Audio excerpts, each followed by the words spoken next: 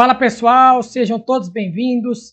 Mais uma aula aí para a gente de conhecimentos bancários e dessa vez a gente vai entrar para falar no tópico 5 de produtos bancários, noções de cartão de crédito e débito, CDC, crédito rural, poupança, capitalização, previdência, consórcio, investimentos e seguros. Você vê que são muitos assuntos aqui e aí eu já vou adiantar para vocês que eu vou separar essa aula, tá? Esse tópico 5 aqui ele vai ser desmembrado em 2 ou 3 aulas aí no máximo, mas não vai ter como falar tudo em uma única aula, senão a aula vai ficar muito extensa, ok? Lembrando que você pode ter acesso a isso daqui olhando lá no começo da apostila no anexo 3, tá? Se você vir lá no anexo 3, você vai ver que eu estou falando aqui do tópico 5. Vamos começar então agora falando aqui dessa primeira parte, que são somente noções, tá, pessoal? O que o edital está pedindo para a gente são noções de cartão de débito, crédito, noções de previdência. Então não é nada que eu vou tentar me aprofundar tanto nesses assuntos, tá? Não vou passar todas as infinitas características de cada um dos produtos, não. E aí o primeiro produto que nós temos aqui, ele geralmente é bem reconhecido aí já pela grande parte das pessoas, né? Para quem já não utiliza mais o dinheiro físico, é o cartão de débito, né? Esse formato físico aqui do cartão, ele vai seguir um padrão, existe um padrão aí nacional. Então os cartões eles não podem ser elaborados com dimensões diferentes, formatos diferentes, tamanhos, né, diferentes aí. Ele vai seguir sempre esse padrãozinho aqui do cartão e a gente vai ter alguns dados aqui no cartão, né? Daqui a pouco eu vou falar para vocês aqui do chip, o que esse chip aqui traz para a gente, né? Que na verdade é uma segurança a mais. Aqui a gente tem os elementos principais que são os números do cartão, né, o nome da pessoa, que vai estar aqui o nome do titular desse cartão, aqui o banco, obviamente, a bandeira do cartão, né, que está aqui no canto direito, a bandeira do cartão, e aí nós temos a data de validade desse cartão, então de tal mês até tal mês do ano tal. Beleza, coisa simples aqui para a gente entender, né? Cartão de débito vai ser basicamente o que? É uma forma de pagamento eletrônica que permite a dedução do valor de uma compra diretamente na conta bancária do titular. E aí é importante a gente lembrar que se eu tenho uma conta corrente e eu utilizo um cartão de crédito, tudo bem, o dinheiro já sai ali na hora que eu efetuar aquela compra. Só que eu posso fazer isso também utilizando uma conta poupança, tá? Se eu tiver um cartão de crédito aqui na minha conta poupança, eu também consigo utilizar o dinheiro tranquilo. Então muitas pessoas gostam de fazer isso daqui, né? Deixar uma conta poupança e já ter um cartão de débito ali para aproveitar e ganhar um determinado rendimento. Apesar de que é pouquíssimo, né, na poupança, mas pelo menos a pessoa está ganhando alguma coisa.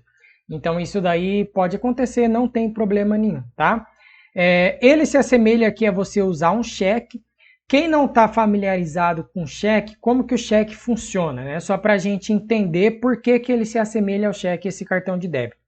O cheque, ele nada mais é do que tem uma folha aqui assim, né? E aí você preenche aqui o cheque com as informações de pagamento. Por exemplo, pague por este cheque a quantia de R$1.000. Aí você coloca lá o beneficiário. Tal pessoa, blá, blá, blá, não sei o quê. E aí você coloca a data, você assina aqui o seu cheque, coloca aqui o valor também, aqui em cima do valor. E atrás a pessoa ela pode querer depositar o cheque, aí você já coloca a agência, a conta dela se você quiser.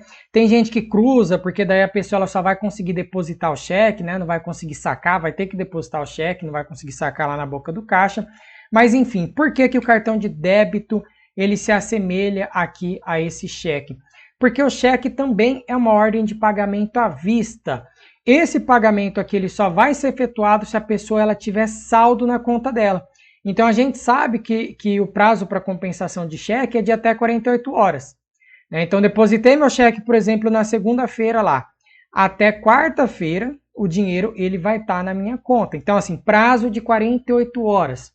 Ok? Se não tiver saldo esse cheque, a gente diz que esse cheque aí, ele é sem fundo. Consequentemente, esse cheque acaba voltando. Então, é uma ordem de pagamento à vista, ok? Vai ser expedida aqui, ó, tá até falando aqui, sobre os fundos da conta do cliente. E aí, para efetivar essa transação, no caso aqui do cartão de débito, o cliente tem que ter essa senha, tranquilo também. E a transação é feita por um terminal eletrônico chamado Point of Sale, tá? POS. Esse Point of Sale aqui, na verdade, são aquelas maquininhas de cartão. É um ponto de venda. Isso significa um ponto de venda, na verdade. E aí daqui a pouco a gente vai entender como que funciona essas questões do portador do cartão, ir lá, inserir o cartão num ponto de venda, como que essa maquininha repassa lá para a bandeira, aí a bandeira repassa para a instituição e por aí vai. Então a gente vai ver tudo isso daí também. E aí ele é instalado, né, esse ponto de venda aqui no estabelecimento comercial, e está conectado em uma rede bancária. Ao final de uma transação emitido um comprovante e todas as transações são listadas no extrato mensal da conta do cliente. Eu sei que assim, nada demais. Para quem já está acostumado com cartão de débito, aqui não tem grande coisa não, tá? Mas tem gente que de fato não utiliza ainda, que só usa dinheiro físico. Então é importante a gente saber isso, tá? Principais vantagens: maior controle de gastos, não precisa de análise de crédito e não tem encargo nenhum. A gente vai ver agora aqui no cartão de crédito que o cartão de crédito ele pode ter anuidade, né? Às vezes os bancos, existem vários já cartões hoje em dia que não cobram anuidade, mas tem cartões de determinados bancos aí que cobram. Então, vou te dar um cartão de crédito aqui, você vai ter uma cobrança mensal de, digamos, R$14. Isso é uma anuidade. Isso daqui, ou seja, já é um encargo, né? O cartão de crédito ele vai te dar o quê? Ele vai te dar um determinado limite. Então você vai ter lá um limite mensal, digamos, tem um limite de R$500. Se você quer aumentar o seu limite, você vai ter que passar por uma análise de crédito. O banco ele vai começar a analisar a sua maneira de pagar esse cartão, se você paga antecipado, se você atrasa, se você não atrasa. E aí, com o tempo, você vai conseguindo ter mais limite e também dependendo da sua renda mensal declarada. Então, assim, o cartão de crédito, ele é uma forma de financiamento, porque a gente, na hora que a gente está comprando ali, a gente não paga na hora, a gente só paga depois. Uma das desvantagens que ele tem é porque nem todo mundo consegue ter. Às vezes a pessoa ela tem uma restrição no nome, tem lá restrição no SPC, no Serasa. Às vezes a pessoa ela não tem renda declarada, aí na hora que o banco ele vai procurar lá sobre essa pessoa, ele não acha nenhum dado dessa pessoa, então ele não libera um cartão de crédito, né? Não vê nenhum histórico aí de movimentação financeira, não descobre de fato aquela renda ali daquela pessoa, tá? Beleza. Quais são as principais características? Aqui tem a característica do cartão de crédito, uma definição formal também, só para a gente entender, para você dar uma lida na sua casa depois. E eu já passo alguns pontos interessantes aí também desse cartão. Primeira coisa, ele pode conter ou não um chip. Quando esse cartão de crédito ele não tem esse chip, o chip é esse douradinho aqui, né?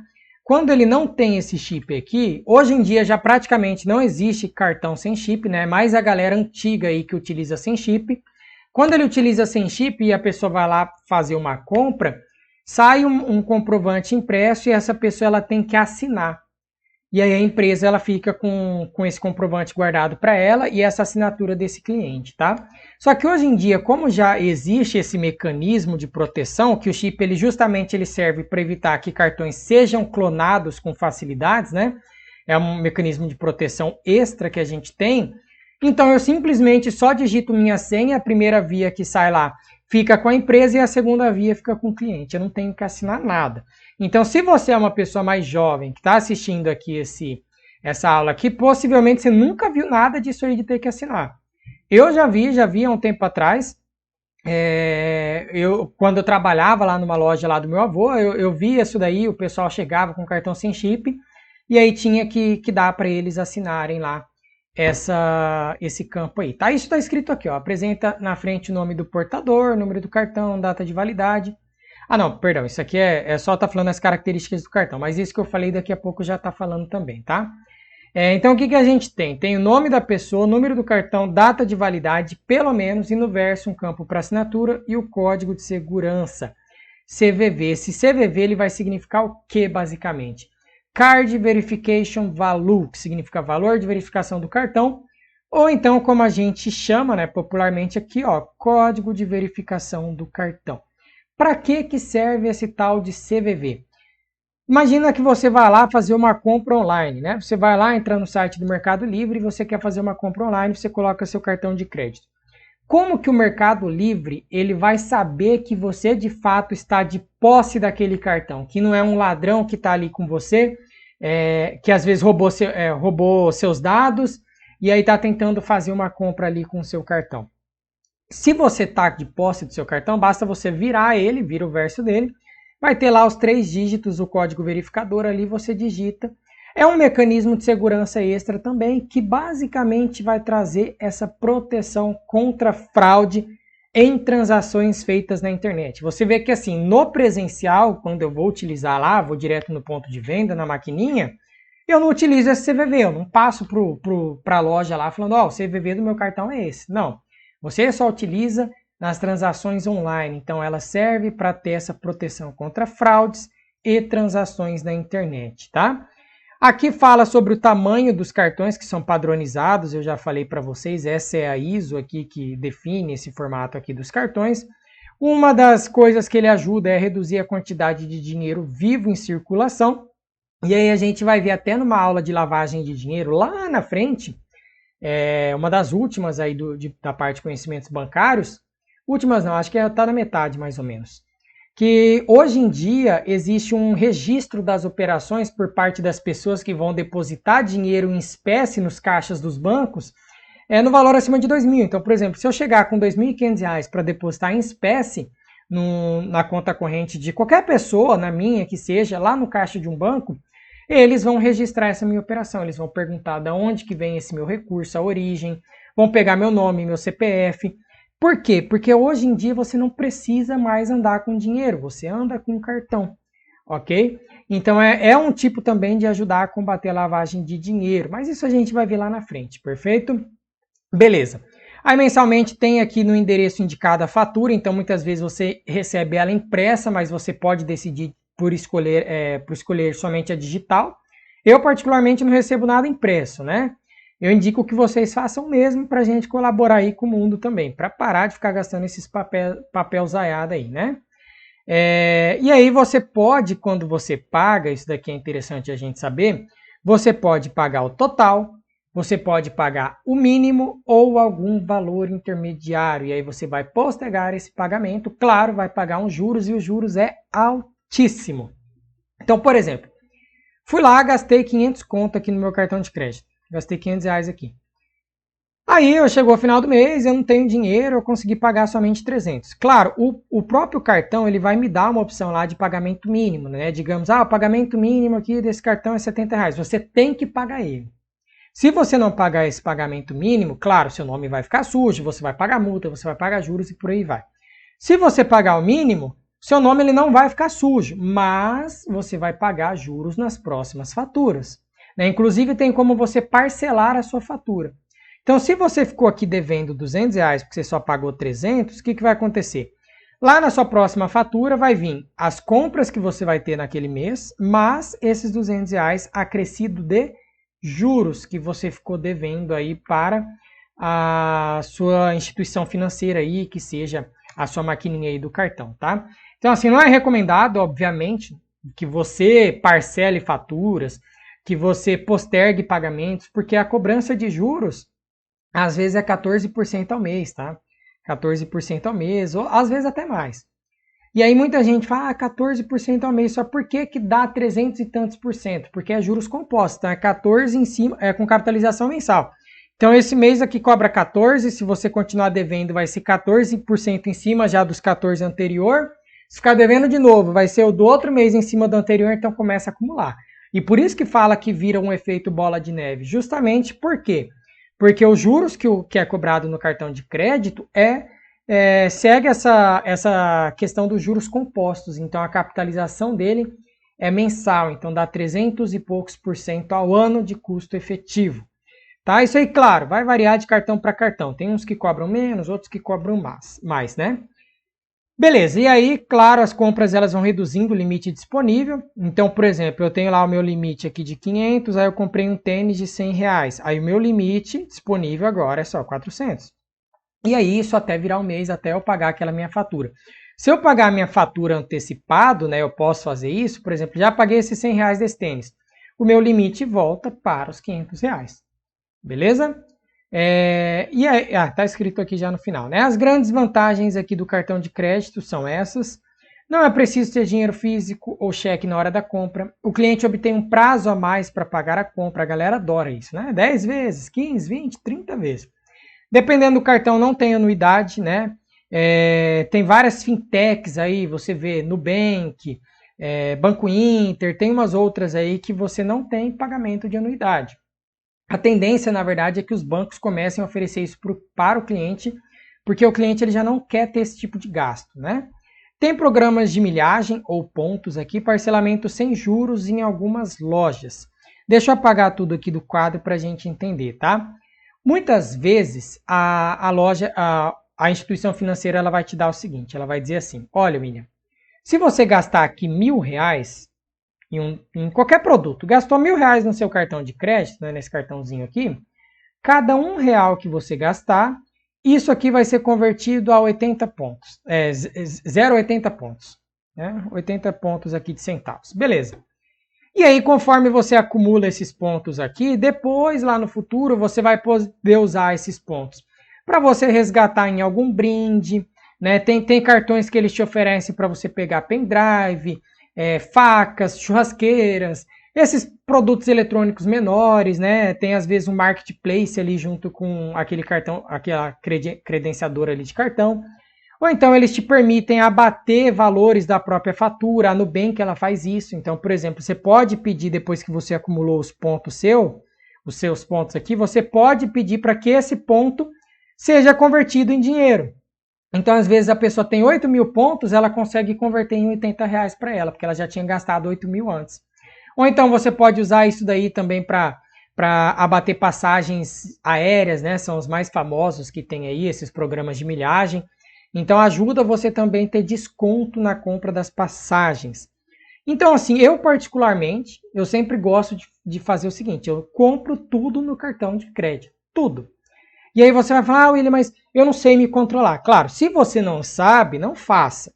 Agora, se você tem a disciplina de, não, ó, vou comprar, mas eu sei que minha renda é essa, então vou gastar somente o que eu recebo aqui normal. Aí tudo bem, é recomendado você usar o cartão de crédito se você tiver esse programa de milhagens. Tá? E se o programa de milhagens ele não te cobrar nenhuma anuidade, não te cobrar nenhum encargo, tá? Tem vários programas que eles cobram, né? Então, às vezes você paga um valor por ano lá para participar do programa de milhagem de R$150, R$200.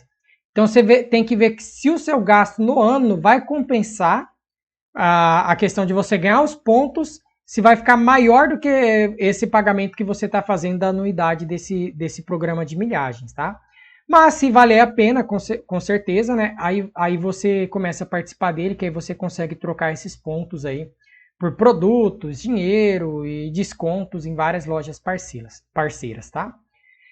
Parcelamento sem juros em algumas lojas. Você vê que existe aquela opção na maquininha, né, de parcelamento loja, que aí você sabe que essa compra para você, portador do cartão, é uma compra sem juros, porque você chegou na loja e a loja vai pagar os juros, parcelamento feito pela loja, ela vai pagar os juros. E tem também o parcelamento aqui do cliente, né, cliente ou consumidor, que aí no caso você vai pagar os juros. Então, algumas lojas oferecem esse parcelamento sem juros.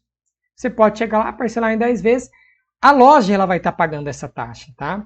Então, muita gente às vezes não sabe falar, eu quero parcelar sem juros, por que vai me cobrar juros? Não, a loja, se ela não te cobra juros, quem paga é ela. Ela que vai estar pagando, ela vai pagar um percentual em cima de cada uma das parcelas.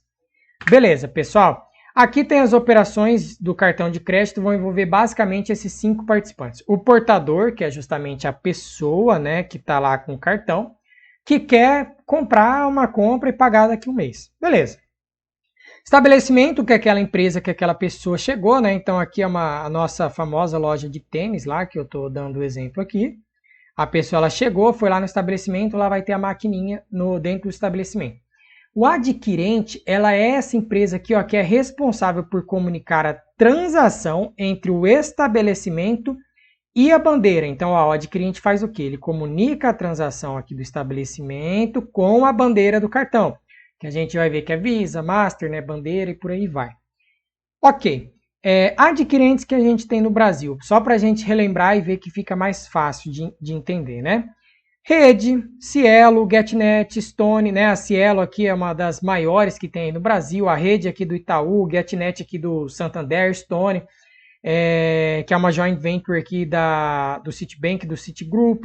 Tem PagSeguro, tem outras também. Não coloquei todas aqui porque a gente não precisa saber de todas, só para ter uma ideia. Tá? Então, a grande função da adquirente é fazer essa comunicação entre o estabelecimento e a bandeira. Essa bandeira aqui ela vai ser o quê? Ó? Empresa responsável pela comunicação da transação entre o adquirente e o emissor do cartão. Então, agora você faz uma outra seta com uma outra cor assim, ó. Ela vai ser a responsável por comunicar a transação entre o adquirente e o emissor do cartão.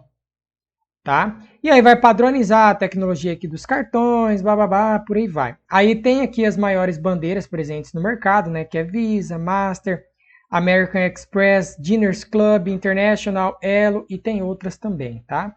E aí, para identificar qual é o emissor do cartão, as bandeiras usam 6 primeiros números do cartão, chamados de BIN. Beleza. Aí temos aqui o último, que é o emissor, né? Que aí vai ser de fato aquela empresa que que é a administradora do cartão aqui. Geralmente quem? Um banco, ou seja, uma instituição financeira que emite esse cartão de crédito, vai dar o limite aqui de compra, vai decidir se as transações são aprovadas ou não, vão emitir aqui a fatura para pagamento. Se o titular ficar inadimplente, eles que vão cobrar lá, vão oferecer produtos aqui como seguro, parcelamento, empréstimos, cartões, programas de recompensas e por aí vai. Então você vê que assim, a instituição financeira ela tem uma parte muito grande aqui dentro desses participantes do cartão de crédito. Também o adquirente é a bandeira, obviamente, né? O adquirente são aqui a galera da maquininha, a bandeira que vai fazer essa comunicação do adquirente com o emissor.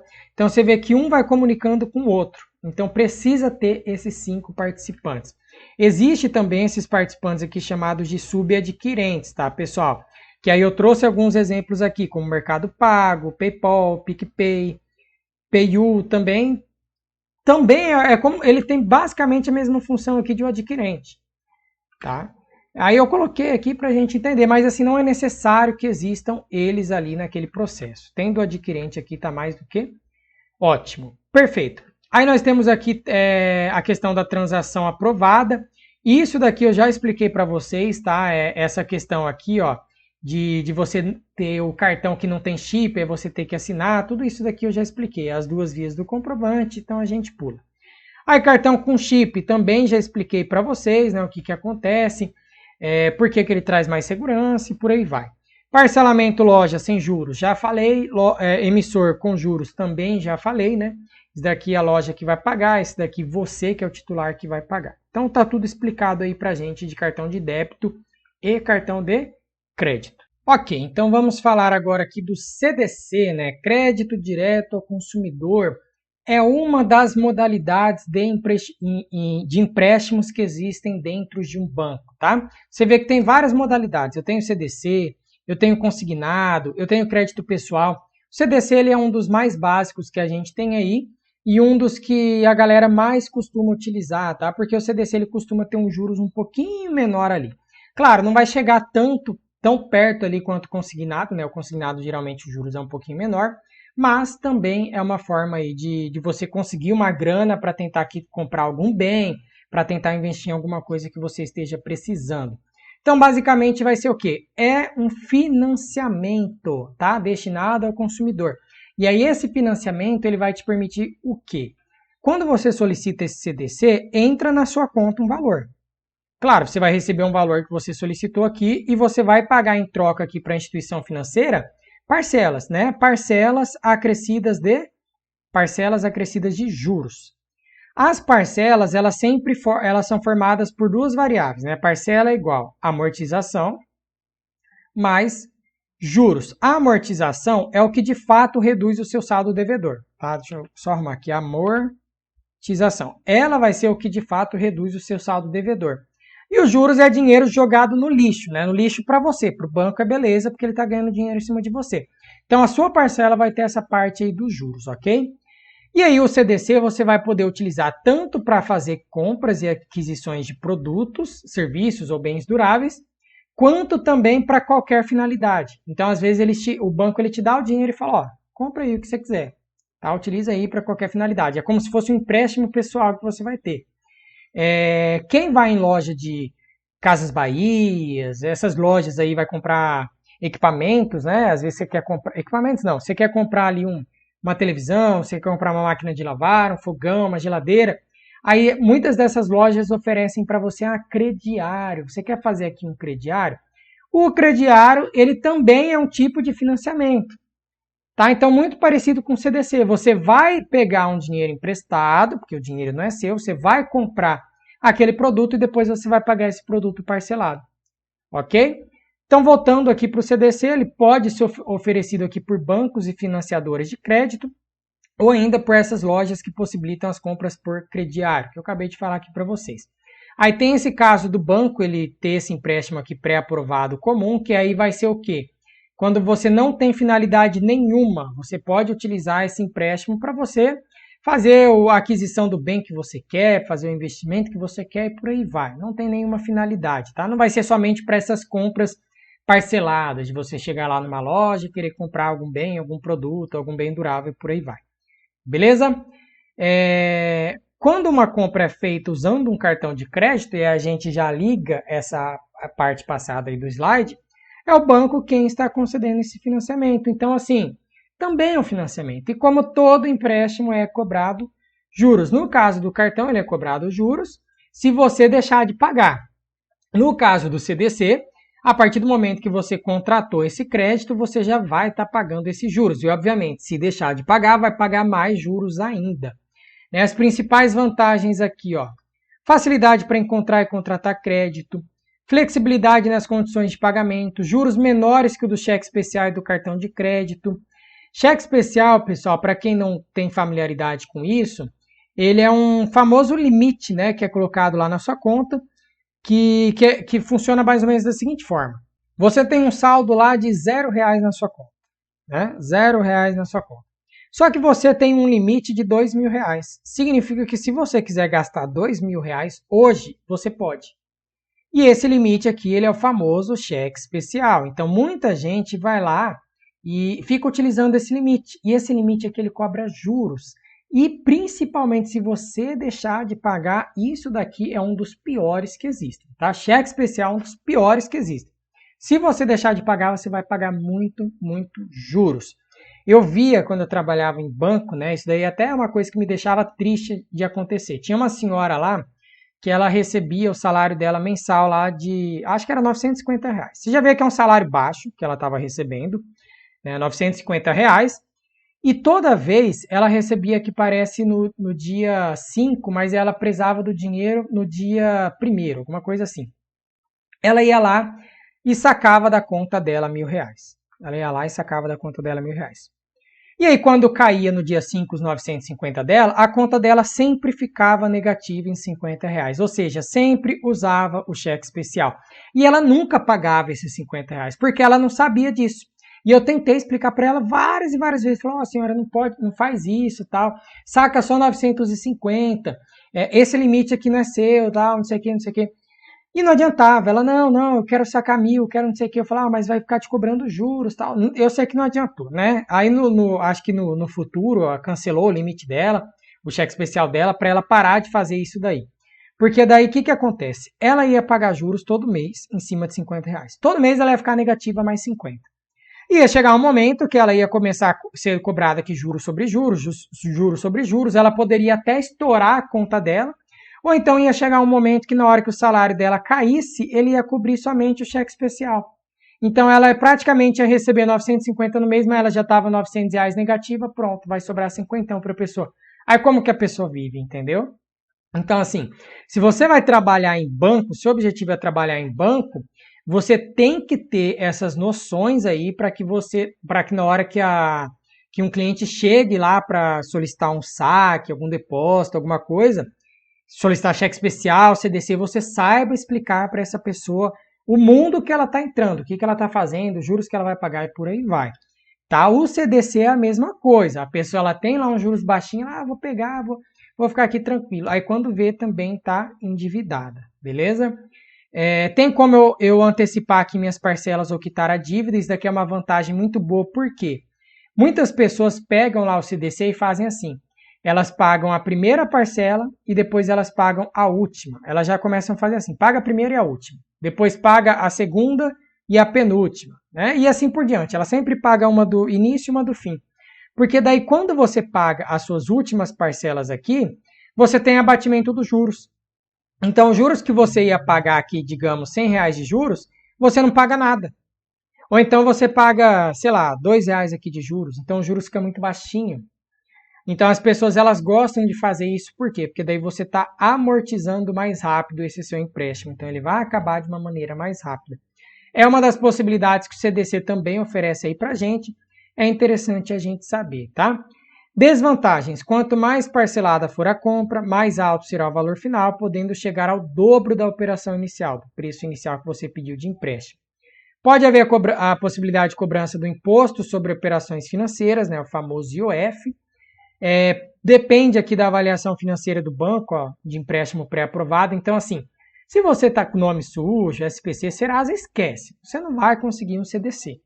Tá? O banco ele vai te dar um empréstimo sempre vendo se você tem possibilidade de ficar inadimplente ou não. Se você não tem possibilidade de ficar inadimplente, ótimo.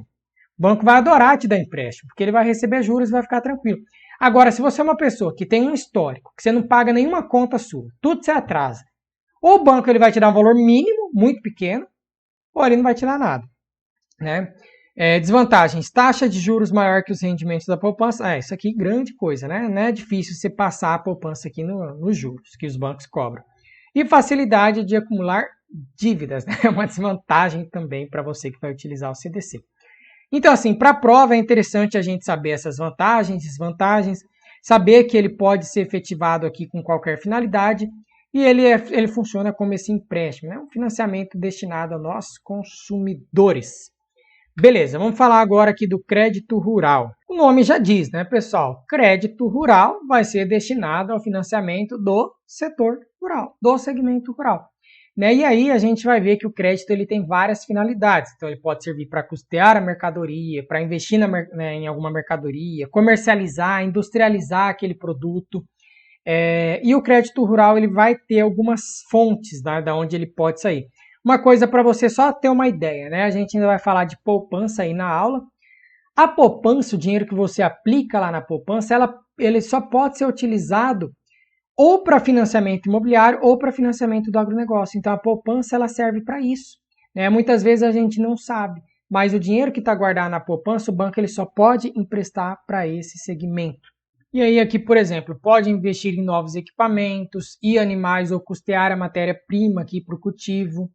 E aí, esses outros exemplos aqui, eles estão marcados aqui embaixo, né? Quais as finalidades desse crédito rural? Tem o crédito para custeio, então, ó, presta atenção no nome. Ele já diz custear. Custear o quê? As despesas normais dos ciclos produtivos, né? Compra de insumos, fase da colheita. Então, às vezes, o produtor ali, ele está precisando de comprar insumos para começar a sua produção. Ou então, durante o meio da produção, ele está precisando cobrir alguma despesa que ele precisa. Ele vai lá e solicita esse financiamento rural, solicita esse crédito rural. Tá? E aí, isso aí, nesse caso, seria para custeio. Tem o de investimento, que ele vai ser destinado aqui a aplicações em bens ou serviços, que se estenda por vários períodos de produção. Aqui tem um exemplo, aquisição de um trator. Então, o nome já diz, ó, investimento. Você está investindo em alguma coisa. Máquinas e por aí vai. Comercialização, quando o produtor ele já plantou tudo que ele precisava lá e agora ele precisa comercializar os seus produtos no mercado, né? E aí ele vai ter custos para levar esse produto até o consumidor final. Então, às vezes, ele pode precisar de crédito porque ele ainda não vendeu nada, né? Ele ainda está lá e está precisando levar para o consumidor. Então, ele ainda não captou recursos, não tem caixa, às vezes ele precisa desse crédito. E para industrializar, né? Industrialização dos produtos agropecuários, quando é efetuada aqui por cooperativas ou pelo produtor. Então, ele também pode tentar investir em tecnologias para aumentar ali a sua produtividade, aumentar a maneira, melhorar a maneira com que ele está produzindo aquele produto dele ali, beleza? Aqui nós temos os locais de onde vem esse dinheiro que o banco empresta para o produtor rural. Primeira coisa, depósito à vista. Tá? Depósito à vista, a gente já sabe que é conta corrente. Então, o dinheiro que está guardado ali em conta corrente, o banco pode utilizar para emprestar para o produtor rural. Depósitos de poupança rural, né? Então, você vê que assim, eu falei aqui atrás, poupança. Né? A poupança em si, você vê que tem essa poupança normal. A normal ela vai ser usada para o financiamento imobiliário e tem essa poupança rural que o crédito que está nela vai ser usado para emprestar para crédito rural, financiamento rural aos produtores. Tem essa letra de crédito do agronegócio que eu ainda vou falar para vocês. Ela é um produto de investimento, né? Então a gente vai falar ainda nesse tópico 5, ela é um produto de investimento. Tem a LCA, tem a LCI, tem o CDB, eu ainda vou falar essas noções de investimentos aqui para a gente. Tem as fontes fiscais, né? BNDES, fundos constitucionais, o próprio BNDES ele pode fazer repasses aí para os produtores e recursos próprios das instituições. Aqui tem um esqueminha retirado ali do próprio site do Banco do Brasil, do Banco Central. Poupança rural, né, de onde vem, depósito à vista, LCA, fontes fiscais, quem oferece? As instituições financeiras autorizadas a operar esse crédito rural. E quem são os beneficiários? Produtores, cooperativas, agentes envolvidos com pesquisa e outros serviços e serviços de escoamento da produção. E aí a quem se destina esse crédito rural aqui, né? Pode ser tanto para o produtor rural ou pessoa física ou jurídica, quanto cooperativas de produtores. Tá? Além disso daqui, a pessoa física ou jurídica, que mesmo não sendo produtor rural, se dedique a uma dessas atividades, ó, pesquisa ou produção de mudas, pesquisa ou produção de sêmen, serviços mecanizados de natureza agropecuária, todos esses daqui, eles podem também solicitar o crédito rural, beleza? E aí todos eles vão ter que seguir essas exigências mínimas aqui para conseguir a liberação desse crédito. Comprovar idoneidade, né? Apresentação do orçamento, plano ou projeto, oportunidade, suficiência e adequação dos recursos, observar cronograma da utilização e do reembolso, vai ter a fiscalização aqui pelo financiador, liberação do crédito diretamente aos agricultores ou por intermédio de suas associações formais ou informais ou por organizações cooperativas, e observância das recomendações e restrições de zoneamento agroecológico. E aí nós temos esse tal do programa Proagro, né, que é interessante a gente saber aí, e também um pouquinho mais aqui sobre o crédito rural, a gente saber a origem dele, né, quando começou a ter de fato esse crédito rural aqui no Brasil. Esse Proagro aqui significa Programa de Garantia da Atividade Agropecuária. Então ele é um programa que foi desenvolvido aqui pelo governo federal, que basicamente vai fazer o quê? Ele vai garantir o pagamento aqui, ó, de financiamentos rurais quando a lavoura sofrer danos provocados por eventos climáticos, doenças, pragas sem controles e por aí vai. Então o governo ele ajuda esses produtores nesses momentos que ocorrem aí alguma crise adversa, né, alguma coisa que a gente não estava esperando nesse setor. Né? Por quê? Por que o governo acaba ajudando isso daí? Ele é um setor prioritário na economia, né? Então, se você tem aí danos na lavoura, o produtor ele não consegue mais produzir, isso aí pode prejudicar vários outros setores aí da nossa economia, né? Então, existe esse programa para pelo menos garantir que essa atividade ela continue, tenha continuidade aí, mesmo que ocorra algum evento adverso, beleza? Interessante a gente saber que o Proagro é administrado pelo Banco Central e regulamentado pelo Conselho Monetário Nacional.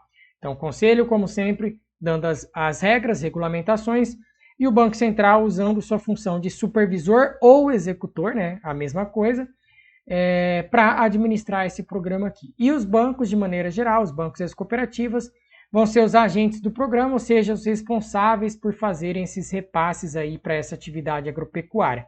Quando a gente fala aqui um pouquinho mais a respeito do crédito rural, a gente vê que ele começou, né, foi institucionalizado aqui em 1965, então um ano depois de começar ali a ditadura militar no Brasil, começou em 64, que foi quando também, né, em 64, no caso, foi criado o Conselho Monetário Nacional, pela Lei 4.595.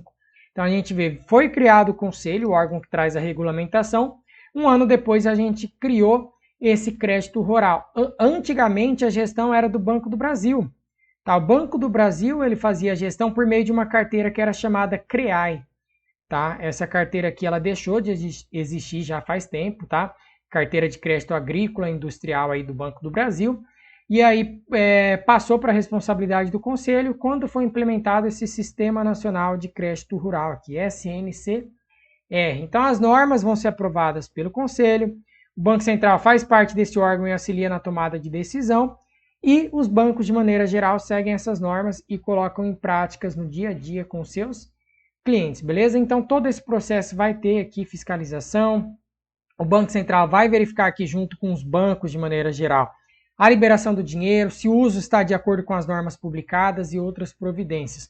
Então não vai liberar dinheiro para uma pessoa que não consiga comprovar que ela de fato está ali naquela atividade, né, agropecuária, aquela atividade agrícola ali, e está precisando de um financiamento para conseguir a sua produção, beleza? Pessoal, essa aula do tópico 5, ela não termina aqui, tá? Eu vou parar por aqui, mas aí logo em seguida eu vou fazer a publicação aí da aula sobre caderneta de poupança pra gente, e eu vou, como eu falei, eu vou separar essa aula em várias para não ficar muito maçante, não ficar muito conteúdo aí para você. Então, às vezes você quer ver um pouco, depois parar, ver mais um pouco, mas aí é só você dar essa sequência, ok? Então, já estou te aguardando lá na próxima aula. Tchau, tchau, boa continuidade de estudos a todos. E claro, pessoal, deixa o seu like, isso é muito importante para mim, tá? Me segue lá no Instagram, também é muito importante. Prof. William Capriata, tá? Então, ó, Instagram, @Prof. William Capriata. Dá essa forcinha lá para mim, beleza? Valeu, pessoal. Tchau, tchau.